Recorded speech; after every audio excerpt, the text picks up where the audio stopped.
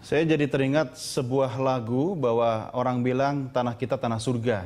Tanam apa saja di Indonesia akan pasti bisa berbuah gitu kan. Termasuk energi yang dimiliki oleh bangsa Indonesia itu luar biasa pemirsa. Kita lihat grafiknya berikut ini. Potensi energi di Indonesia itu energi baru terbarukan. Oh, kalau ini persoalan ya, kita mulai dari sebuah persoalan. Saya salah cuplik lagu berarti tadi. Mudah-mudahan bukan karena lagunya Kus Plus kita muncul persoalan energi ya. Konsumsi yang melebihi produksi. Kemudian belum optimalnya pengembangan energi baru terbarukan dan minimnya infrastruktur energi baru terbarukan. Kita bicara infrastruktur ya, ini menarik. Lanjut, berikutnya. Soal impor BBM 2013, ini produksi migas kita. Anda bisa lihat di data di sebelah kiri, kemudian milik pemerintah berapa dan konsumsinya berapa. Serta yang diimpor itu berapa. Itu BPH adalah barrel per hari.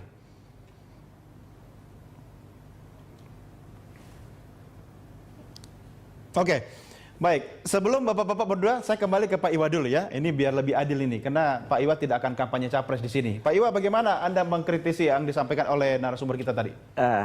Jadi sekali lagi saya hanya bolak-balik di intinya adalah bahwa konsistensi. Mari, saya sebenarnya ingin bertanya, pada tahun pertama apa yang bisa dilakukan?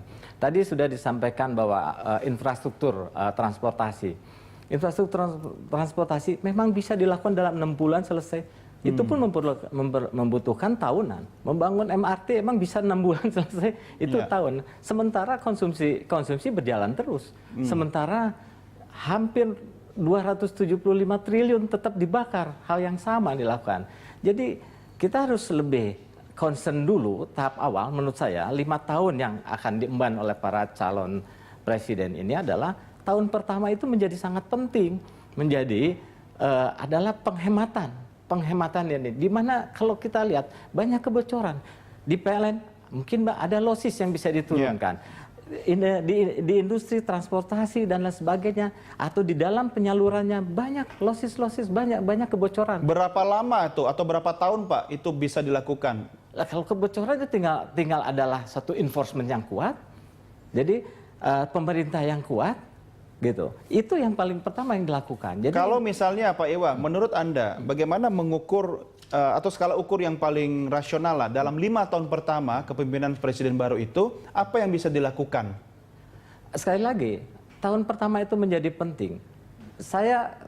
Kalau kita boleh sekarang ini bahwa program 5 tahun misalkan ada konversi minyak ke gas, barangkali bukan hanya konversi, tadi melengkapi. Karena tidak mungkin bahwa betul-betul minyak dipindah, kebutuhan minyak diganti seutuhnya seluruhnya oleh gas. Tapi sebagian besar atau sebagian kita bisa lakukan. Jadi itu itu harus kita membuat statement dalam rangka 5 tahun. Tapi tahun pertama ini menjadi penting, saya katakan, karena kita akan membakar nih sebanyak 275 triliun.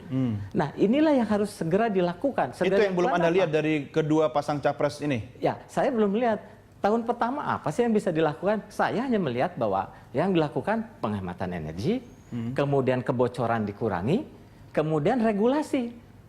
Lalu kemudian enforcement. Jadi yang lalu kan program ada, lakukan enforcement. Sekarang katakanlah, walaupun saya juga terus terang aja, ada monitoring, pengendalian. Kalau saya monitoring bukan pengendalian tentang RFID. Sekarang kita belum tahu, saya sampai sekarang ingin tahu itu berhasil atau tidak.